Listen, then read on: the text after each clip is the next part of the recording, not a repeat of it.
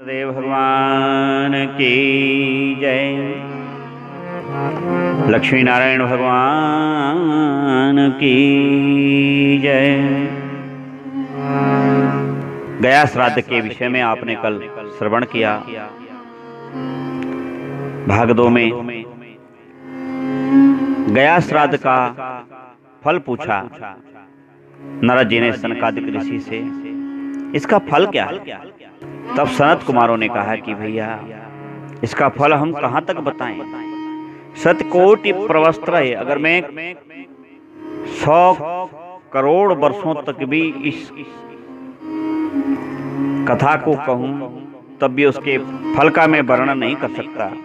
किंतु आप इतना जान लो कि यह पितरों को मोक्ष दिलाने वाला आख्यान है और व्यक्ति के पापों का नाश करने वाला है। पितरों से भी यदि जन्म जन्मांतर में जो भी पाप बने होंगे वह है, और जो पिंड दाता गया में जाकर जो पिंड करता है उससे भी जो पाप बने हों वह सब पाप उसी समय नष्ट हो जाते हैं। नारद जी ने पूछा कि प्रभु संक्षिप्त में किसका फल क्या है और कौन कौन से पाप नष्ट हो जाते हैं।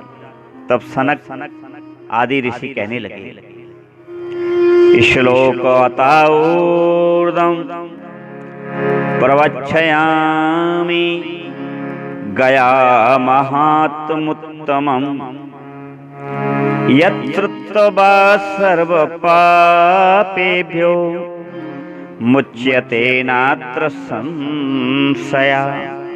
जो श्रद्धा पूर्वक इस आख्यान का श्रवण करता है और अपने पितरों के निमित्त स्वयं श्रवण करके पितरों को सुनाता है, इस गया महात्मा के श्रवण से सर्व पापेभ्यो मुच्यते नात्र संशया। इसमें किसी प्रकार का संशय नहीं करना चाहिए, उसी समय समाप्त हो जाती। और प्रभु पाप तब भूरी भूरी प्रशंसा नारद जी की करते हुए सनकादिक ऋषि कहते हैं कि हे नारद, यद्यपि आप सब जानते हो किंतु लोक दया के कारण लोक कल्याण के लिए आप यह बात पूछ रहे हो ताकि समस्त लोकों में इस आख्यान से उनका कल्याण हो। तो सुनो, यदि कोई ब्रह्म हत्या कर दे, किसी के हाथ जानकर या अनजान में किसी विप्र की हत्या हो जाए,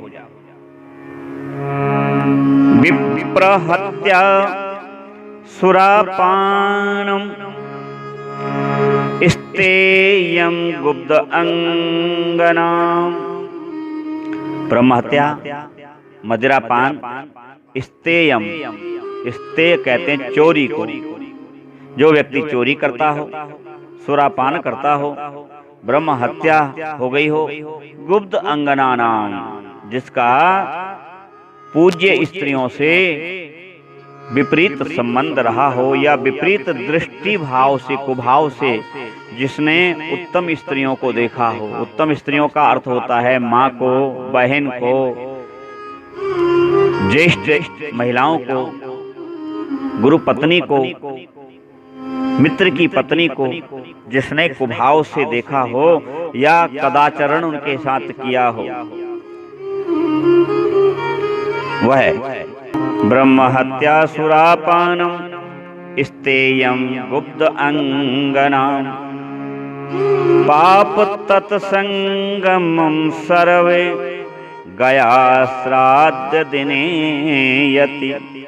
जिस दिन वह गया में जाकर के श्राद्ध करता है, पिंड करता है, उसी समय तत्काल उसके यह पाप समाप्त हो जाते हैं। जो श्राद्ध करता है उसके तो समाप्त हो ही जाते हैं, किंतु जिनके निमित्त वह श्राद्ध कर रहा है और उनके वह पितर कदाचित किसी कारण से इन पापों में यदि वो लिप्त रहे हों तो उनका भी उसी समय पाप क्षरण होकर के और उनको मुक्ति प्राप्त हो जाती है। बड़े प्रसन्न हुए और कहने लगे कि ये जो श्राद्ध यहाँ पर होता है उसमें भगवान विष्णु स्वयं साक्षी हैं, वट वृक्ष साक्षी है। फल्गु नदी का बड़ा ही सुंदर महत्व है। फल्गु नदी वहां पर बहती है। यद्यपि फल्गु नदी गुप्त रूप से बहती हैं, ऊपर तो उनका जल थोड़ा ही थोड़ा रहता है, नाम मात्र का, किंतु अंदर वो बड़ी वेग से बहती रहती हैं, स्वच्छ निर्मल होकर के, और वहीं से वह पितरों को पवित्र किया करती हैं, और अंत में यह गंगा जी में आकर के समाहित हो जाती हैं। बोलिए फल्गु मैया की जय। तब क्या करें? तो वहां श्राद्ध करें। प्रेत शिला पर जाकर भगवान विष्णु के पादार बिंदों का ध्यान करते हुए भगवान विष्णु के चरण शरण की उपस्थिति मानते हुए अपने पितरों का पिंड वहां पर अर्पित करें। शिलाखंड के पास और भी प्रेत शिला के पास शिलाखंड पड़े हुए हैं, और उनकी बड़ी अति विचित्र विशेषता है। उनमें सब में छिद्र हैं, दरारें हैं, और जन मान्यता भी है कि उन्हीं छिद्रों से प्रेत अर्थात पितर प्रकट होकर के और ग्रहण करते हैं आपके द्वारा दिया हुआ पिंड, श्राद्ध सामग्री आदि, और फिर उन्हीं छिद्र दरारों से वह पितृलोक को, विष्णुलोक को चले जाते। 4 प्रकार की मुक्ति कही गई है। वायु पुराण में, वायु पुराण भगवान कहते हैं कि 4 प्रकार की मुक्ति कही गई है। कौन कौन सी?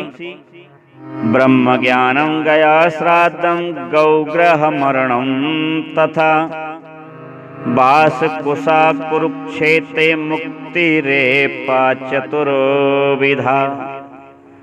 ब्रह्म ज्ञानम, एक तो उसकी मुक्ति हो जाती है जो ब्रह्म ज्ञान से अपल्लवित है, जिसको ब्रह्म ज्ञान है और वह उसमें किसी प्रकार का अभिमान नहीं मानता, प्रभु कृपा ही मानता है, उसको मुक्ति हो जाएगी। दूसरी मुक्ति किसकी होगी? गया श्राद्धम ब्रह्म ज्ञानम गया श्राद्धम। दूसरी मुक्ति होगी जो गया में श्राद्ध करता है, जाकर के गया में पिंड करता है, उसकी भी मुक्ति हो जाती है। और तीसरी मुक्ति गौ ग्रह मरणम तथा, जो गौ के ग्रह में मर जावे अर्थात गौशाला में जो प्राण त्यागता है, उसकी भी मुक्ति वायु पुराण के अनुसार कही गई। और चौथी कुशावर्त क्षेत्र में अर्थात कुरुक्षेत्र में वास, कुशाम कुरुक्षेत्रे, जो कुरुक्षेत्र में वास करता है और प्राण का त्याग करता है, वहां भी मुक्ति हो जाती है। यही कारण रहा कि भगवान श्री कृष्ण ने उस कुरुक्षेत्र में गीता का ज्ञान अर्जुन को दिया, और उस युद्ध भूमि के लिए कुरुक्षेत्र की भूमि को ही निश्चित किया गया, ताकि वहां जो भी प्राण त्यागे उसकी मुक्ति हो जाए। तो गया श्राद्ध करने से पितरों की मुक्ति हो जाती है। इसलिए हमारा परम कर्तव्य है कि गया श्राद्ध अवश्य करना चाहिए, क्योंकि यह यज्ञ ब्रह्मा ने जब किया था, कब किया था, इसका प्रमाण क्या है? वायु पुराण कहता है कि यज्ञ कब हुआ था?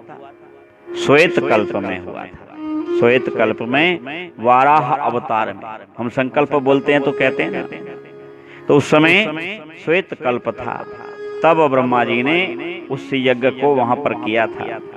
तभी से वह भूमि इतनी पावन हो गई है कि वहां पर पांव रखते ही व्यक्ति के पातक का नाश होता है, और व्यक्ति अक्षुण्य पुण्यों की प्राप्ति करता हुआ अपने पितरों को प्रिय होता है, और पितरों की मुक्ति करने वाला, पितरों को मोक्ष प्रदान करने वाला होता है।